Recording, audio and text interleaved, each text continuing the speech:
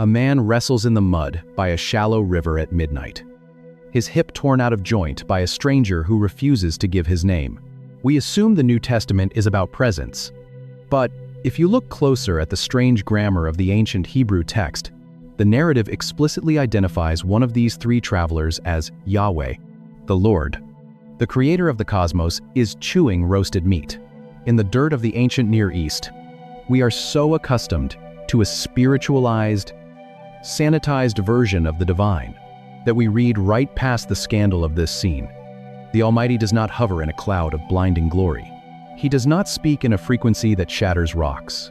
He assumes a physical, vulnerable frame. He allows the desert dust to coat his skin. He lets a human being pour water over his tired, calloused feet. This is not a metaphor.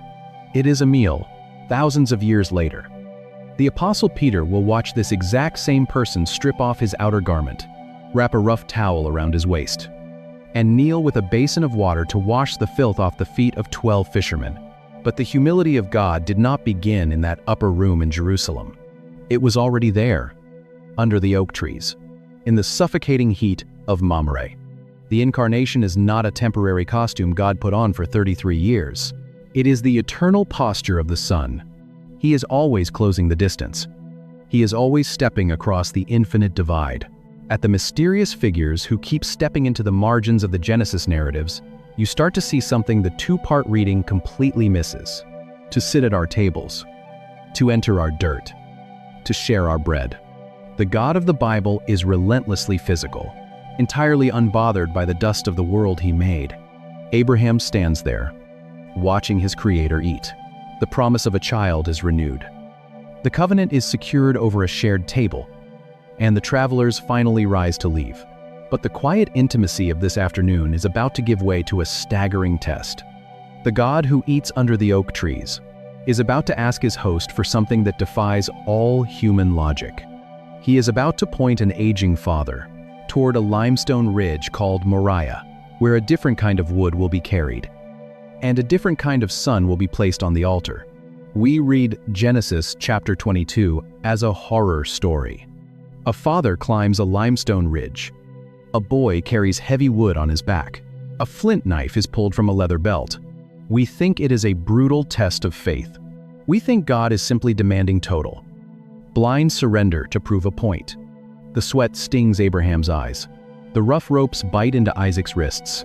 The boy is laid out on an altar of unhewn stones. Bethlehem is not a beginning, it is a return. The real question of these ancient stories isn't simply, is this Jesus? It's this. Abraham raises his arm. The metal flashes in the midday sun. Then, a voice shatters the silence of the mountain. Genesis says the Malach Yahweh calls out, the messenger of the Lord, Abraham, Abraham, do not lay your hand on the boy. But the grammatical shock hides in the very next sentence. This messenger does not speak on behalf of a distant deity. He speaks in the first person. He says, now I know that you fear God. Seeing you, have not withheld your son, your only son, from me. From me. The figure halting the execution is the exact same God who ate roasted meat under the oak trees just a few chapters earlier. But here, the geography itself holds a massive, hidden architecture. Mount Moriah is not a random peak. Centuries later, King Solomon will build a temple of gold and cedar on this exact bedrock. And centuries after that, the Roman Empire will take control of this exact same ridge. Another son will carry heavy wood on his back. Another set of hands will be bound. Another father will watch his only son laid out on the altar. The voice stopping the knife is not just a referee ending a test. It is a king declaring a substitution. Why was he already here? What is the architect of the cosmos doing, walking around in the scorching dust of the ancient Near East? The pre-incarnate Christ looks down at the altar. He looks at the boy. He looks at the wood. He knows, with terrifying clarity, that he is the one who will eventually have to take the boy's place. The ram, caught by its horns in the dry, thorny brush is a temporary provision. The true substitute is the one doing the speaking. He stops the sacrifice of Abraham's son because he knows he is the final sacrifice. The messenger steps in to save Isaac because the bloodline must continue. The promise made in the dust of Mamre must survive. It must pass down to a deceiving, desperate grandson. It must follow a man who will find himself running for his life into the freezing desert night, laying his head on a cold rock, completely unaware that a staircase is about to tear the sky in half. The sun drops below the horizon at a place called Luz. The temperature in the ancient hill country plummets, turning the evening air bitterly cold. Jacob is running for his life. He is a deceiver, a second-born son who stole a blessing, fleeing from the violent rage of a brother who has promised to kill him. He has no tent. He has no armed guards.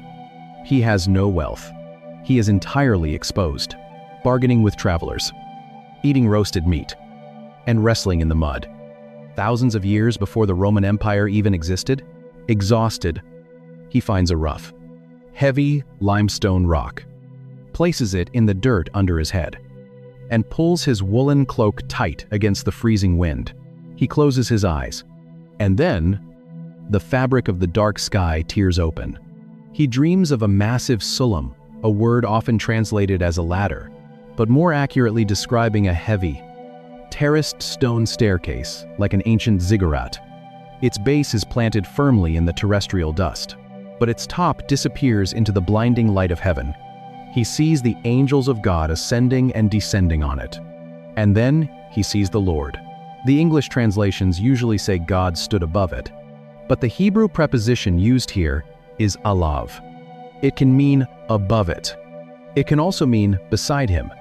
The invisible Creator was standing right next to the sleeping fugitive, breathing the same cold night air, speaking the exact same covenant promises that were given to Abraham and Isaac.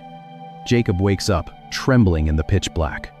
He takes the stone that bruised his head, sets it upright as a pillar, and pours thick, fragrant olive oil over its surface. He renames the patch of dirt Bethel, the house of God. He believes he has just found a geographical portal, a physical location where the boundary between heaven and earth is unusually thin. But centuries later, a rabbi from Nazareth will look at a skeptic named Nathanael and make a staggering, paradigm-shifting claim. The answer changes how you read every chapter Moses wrote. It dismantles the illusion of a distant God. He tells Nathanael, "Truly, truly, I say to you, you will see heaven opened, and the angels of God ascending and descending on the Son of Man."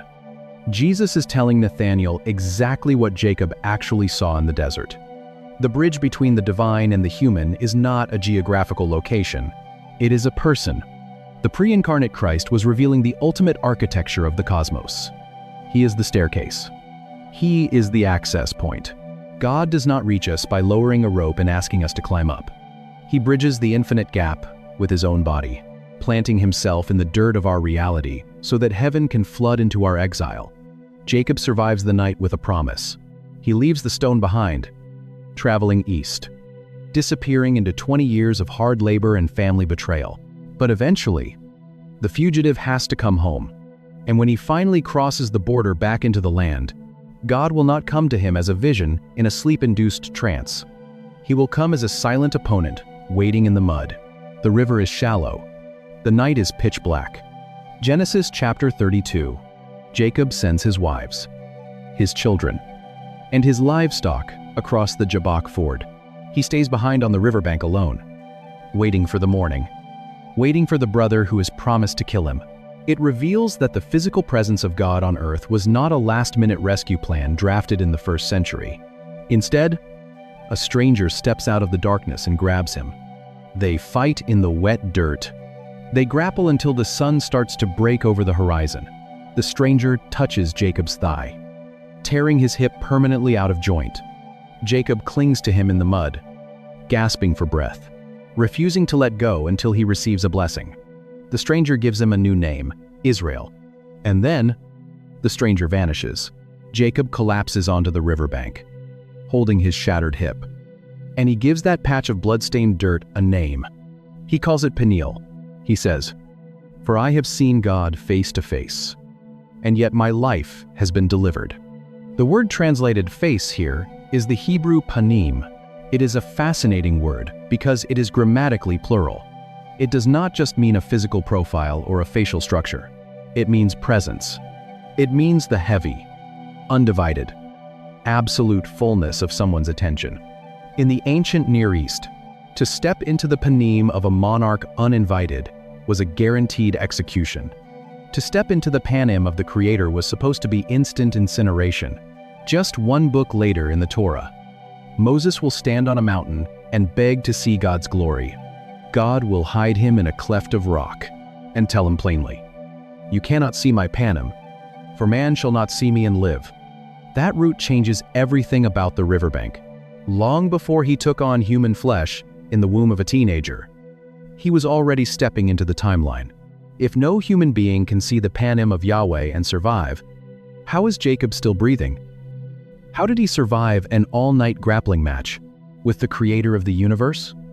Who is this figure possessing the absolute, lethal authority of God, yet localized in a physical body, that a desperate human can touch, hold, and fight? He does not vaporize the deceiver. He fights him. He injures him. He blesses him. The wrestling match is not a parable about prayer. It is the physical manifestation of a God who lets us grapple with him. The man in the mud is the pre-incarnate Christ. He is the face of God, stepping into the darkness, allowing himself to be held by a broken mind. Terrified human being. Centuries later, another group of men will look at this exact same face, beaten, bruised, and crowned with thorns, and they will realize they are staring at the fullness of the divine presence. But this changes more than how we read the ancient history of Genesis. It changes how you carry your own scars today. But maybe the part that stays with me most is the dust. The sheer, unapologetic physicality of a God who refuses to stay clean. We spend so much of our lives imagining a sterile, untouchable deity. We build complex religious systems designed to help us climb up to his level. He was already crossing the boundary between unapproachable light and the physical dirt of human history. Scholars have a technical term for this.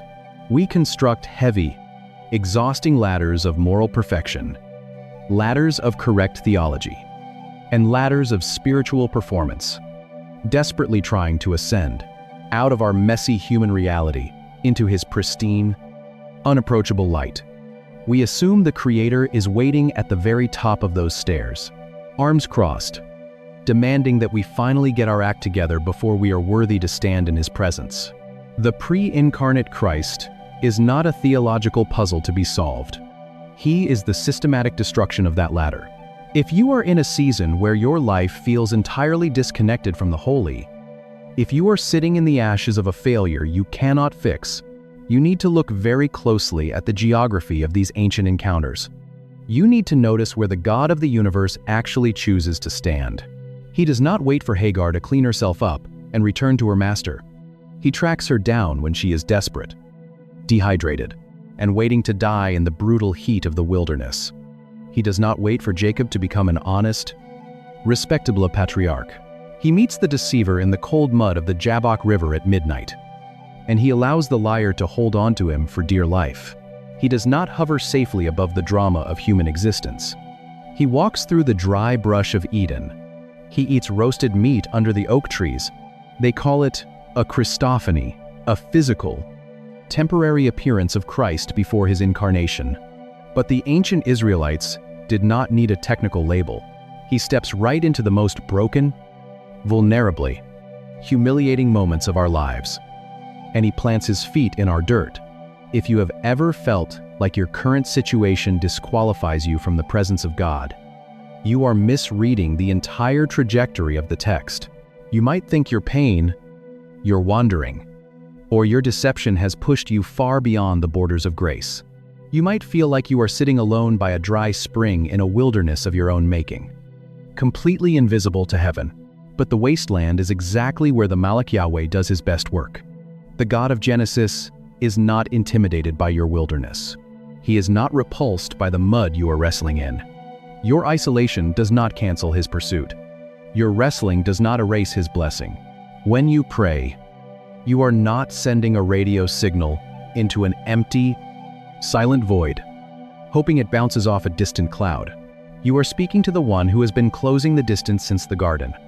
You are speaking to the God who is relentlessly drawn to the fractured pieces of the human story, who steps out of eternity to meet us exactly where we are. And when you step back and look at every single one of these ancient encounters together, the grand architecture of the Bible suddenly snaps into focus. A runaway slave collapses near a desert spring, her throat completely dry, and a figure appears in the wasteland just to tell her she is seen. They just knew that occasionally, without warning, the invisible God became suddenly, shockingly visible. The untouchable Creator stood right in front of you. A young woman gasps in the straw of a Bethlehem stable. A newborn cries in the cold night air. The shepherds tremble on the hillside. And a star burns in the black sky above the census lines of the Roman Empire. We look at the manger and assume the physical story of God is just beginning. But the baby wrapped in swaddling cloths was not a new character arriving on the stage. He was the architect stepping back into the frame. He walked through the cool brush of Eden and clothed our first shame. He tracked a runaway slave into the burning desert and gave the invisible a name. He carried bread and wine into a valley of war and established an eternal priesthood. He sat in the dust under the oaks of Mamre and shared a meal with a nomad. He stopped the knife on the limestone peak of Moriah and declared himself the final substitute. He bridged the frozen night sky at Bethel and became the staircase to heaven. He wrestled in the dark mud of the Jabbok River and let a deceiver hold his face. Same presence, same pursuit. But here is the part I keep coming back to. When that baby finally opened his eyes in the feeding trough, he was not looking at. You could hear his voice. You could touch his arms. You could bring him a bowl of water to wash his tired feet. He was already pursuing us, human faces for the first time. He already knew the texture of our soil. He already knew the desperate, violent, beautiful rhythm of our history. He had been intimately, physically involved in the dirt of our reality since the very first page. If you are in a season where the divine feels like a distant frequency, a cold theology, or a silent sky, remember the footprints in the garden. The God of the Bible is not waiting at the top of a religious ladder, demanding you climb up to reach his unapproachable light. He is the one stepping down into the dark. Your brokenness is not a barrier to his presence. It is the exact location he is drawn to. If this opens something in you, subscribe. Leave a comment, even one word helps. Share this with someone who feels like God is distant right now. Pray for us as we keep digging into these ancient texts. And may the God, who has never once been afraid of the human wilderness, walk with you through your dry places and show you his face exactly when you need it most. To feel the weight of this pursuit, you cannot start with the patriarchs. You cannot start with Abraham's tent or Jacob's ladder. You have to go back to the very first pages of the text. You have to step into a garden where the light is fading, where a man and a woman are hiding in the thick brush, holding their breath, waiting for a specific sound they know is coming. We are trained by centuries of art and Renaissance paintings to imagine the voice of God as a sonic boom echoing down from the clouds. We picture a disembodied frequency, rattling the leaves from above, shouting commands from an unreachable heaven. When Adam and Eve hide in the brush after eating the fruit, we assume they are hiding from a sound wave. But the Hebrew grammar of Genesis chapter 3 refuses that abstraction. The text says they heard the sound of the Lord God, walking in the garden in the cool of the day. The Hebrew verb is mithalik. It does not describe a hovering spirit. A priest with no father and no lineage walks out of an ancient valley, carrying bread and wine for a battle-weary king. It describes a physical pacing. It is the rhythmic, unmistakable crunch of footsteps pressing into the soil. You do not hear the footsteps of a cloud. You hear the footsteps of a body displacing physical weight on the earth. He is not just projecting his voice. He is pacing through the trees. This detail changes the entire architecture of human history. God did not originally relate to humanity across an infinite, untouchable void. Before there was a temple with a heavy curtain. Before there was a burning mountain wrapped in thick smoke. There was a garden where God took a physical form and walked shoulder to shoulder with his creation in the evening breeze. He possessed a form that could be heard walking, a form that could presumably be seen, a form you could hide from behind a broad leaf. It is the first Christophany. The Apostle John later writes in his Gospel that no one has ever seen God the Father. Whenever the invisible Creator becomes visible, whenever the infinite collapses into the finite, whenever the unapproachable light puts on a shape that human eyes can process without burning up, we are looking at the second person of the divine nature. Three travelers stand in the oppressive midday heat outside a nomad's tent, eating roasted calf and drinking milk in the dust. We are looking at the Word. Thousands of years before he was given the name Jesus, he was not an emergency backup plan invented after humanity broke the world. He was the original context. He was the one walking in the cool air, snapping twigs under his feet, looking for the man and woman who were suddenly terrified of his presence.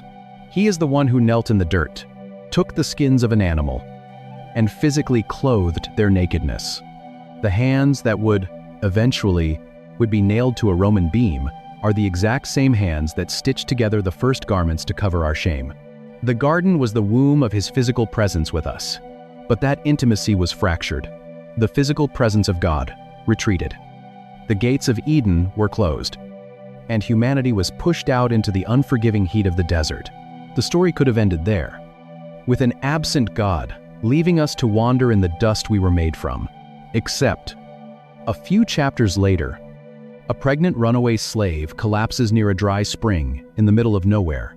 Same book, same era, same impossible intrusion. Most people assume the story of Jesus begins in a wooden manger in a small Judean town. She runs. The sand burns through her leather sandals. The wind carries no moisture. She is Egyptian. She is a slave. She is pregnant, carrying Abraham's child, forced into a surrogate motherhood, and then broken by Sarah's bitter abuse. She flees into the wilderness of Shur. The desert is a death sentence.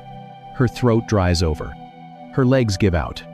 She collapses near a small spring of water on the road back to her homeland. She is completely alone. She is waiting to die. Then, a figure approaches her in the dust. Genesis chapter 16, verse 7, introduces a title that will haunt the rest of the Old Testament. The English translation calls him the Angel of the Lord, but the Hebrew text is far more specific. It calls him the Malach Yahweh. Malach means messenger. Yahweh is the unutterable name of God. This messenger does not behave like a normal angel. Angels in the Bible are terrifying, but they are very clear about their rank. They point away from themselves. They say, "Do not worship me." They say, "Thus says the Lord." They deliver quotes from a higher authority. This figure does not deliver a quote. He speaks in the first person. He looks at the exhausted runaway slave and says, "I will surely multiply your offspring so that they cannot be numbered for multitude." He claims the power of the Creator. They read the first page of Matthew. They see the Roman census. They hear the angels singing to the shepherds in the winter dark. He claims the authority of the Almighty. He promises to do something only God can do. Hagar looks up from the dirt. She stares at this figure, standing by the desert spring. She knows exactly who is speaking to her. She does not call him an angel. She gives him a name, El Roi, the God who sees me. She says, "Truly here I have seen him who looks after me." The Malach Yahweh is not a created being. He is the Creator stepping into the dirt. The pre-incarnate Christ does not wait for a temple to be built. He does not wait for a priesthood to be established. He tracks down a bleeding, abused, forgotten slave girl in the middle of a wasteland, simply to tell her she is not invisible. He meets her at a well. Thousands of years later, he will sit beside another outcast woman at a well in Samaria, offering her living water. Same person, same pursuit. But he does not only appear as a messenger to the broken in the wilderness. Sometimes, he walks straight out of nowhere and onto a battlefield, carrying a meal that makes absolutely no sense. If you read the book of Genesis carefully, you will notice that the text is obsessively dedicated to bloodlines, and they think this is the starting line. They read the Bible as a two-part play. The author operates like an ancient biological ledger, carefully recording who begot whom, how many years they lived, and exactly where they were buried. In the ancient Near East, your genealogy was your identity, your authority, and your right to exist in the cultural hierarchy. Then you reach the strange, violent interruption of Genesis, chapter 14. Abraham has just returned from a brutal tribal war, a chaotic slaughter near the asphalt pits of Siddim. His men are exhausted, their armor dented and smelling of copper blood and desert sweat. As the victorious warlord stands in the valley of Shaveh, a figure steps out of the shadows, who shatters every literary and cultural rule the book of Genesis has established. His name is Melchizedek, meaning the King of Righteousness, and he rules a city called Salem, which means peace. Thousands of years later, the author of the New Testament book of Hebrews, I will look back at this exact moment and point out the glaring anomaly. In a book obsessed with origins, this man has no recorded father, no mother, no lineage, no record of birth, and no mention of his death. He appears out of the historical ether as the priest of God Most High, carrying an authority that supersedes even Abraham, the father of the faith, who immediately bows down to give him a tenth of the spoils. Part 1. God is terrifying, distant, strictly enforcing laws from the top of a burning mountain, hidden behind a veil of thick smoke. If peeling back the layers of these ancient texts is stirring up a hunger for more than surface-level answers, you're exactly who this channel is for. Drop a thought in the comments and hit subscribe, because every week we go deeper into the Word than you knew was possible. So the King of Peace walks into the valley holding the bread and the cup. He does not bring gold, silver, or weapons to the tired patriarch. He brings the heavy, yeast-filled grain and the dark red, crushed grapes of the vine. Those elements are not random rations for a weary army. They are the eternal symbols of a new covenant that this same priest will offer his disciples in a candlelit upper room centuries later. Scholars debate whether Melchizedek was a human foreshadowing or a direct, physical manifestation of the pre-incarnate Christ. But when you look at the evidence, the eternal priesthood, the lack of earthly origin, the administration of bread and wine, and the absolute submission of Abraham, the silhouette becomes unmistakable. The Son of God was establishing his priesthood on the earth long before the tribe of Levi even existed. He is not a political king offering a temporary military alliance. He is the eternal priest offering a covenant meal. The invisible God was bleeding into the visible timeline, making sure the patriarch understood exactly who held the true authority over the nations. Part 2. God becomes approachable, puts on a human face, and lets fishermen touch his hands. We assume the Old Testament is about separation, but the King of Peace was not finished with Abraham, because just 4 chapters later, the divine presence returns, not just to bless a conqueror, but to sit in the scorching dirt and share another meal. The midday sun beats down on the oaks of Mamre, baking the ground into cracked clay. It is the hottest part of the day, the hour when the desert demands absolute stillness. Abraham sits in the heavy shade at the entrance of his tent, watching the heat shimmer rise off the sand. He looks up. 3 men are standing out in the blinding glare. He does not stay in the shade. He runs. He bows himself down to the earth. He begs them to stay. He offers water. He offers bread. The men agree. And the camp explodes into sudden, frantic movement. Sarah needs fine flour.